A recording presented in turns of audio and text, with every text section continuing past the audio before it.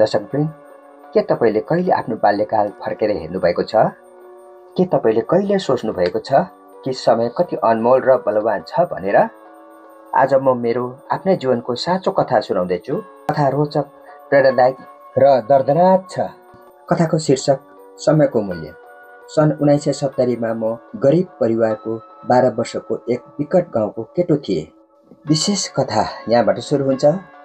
हुन त 1970 सालभन्दा 5 वर्ष पहिलादेखि नै वा म 7 वर्षको हुँदादेखि नै मेरी आमाले मलाई व्यापार सिकाउनुहुन्थ्यो। त्यो समयमा म गाउँकै प्राइमेरी स्कुल पढ्ने गर्थेँ। चिया बगानको मजदुरहरूलाई शुक्रबार खर्च बाँड्ने गर्थ्यो। त्यस दिन खर्च बाँड्ने ठाउँमा हाट बजार लाग्ने गर्थ्यो। त्यो हाटमा आमाले बदाम भुटेर बेडी, सुपारी, सुर्ती र मिठाईहरू बिक्री गर्न लैजानुहुन्थ्यो।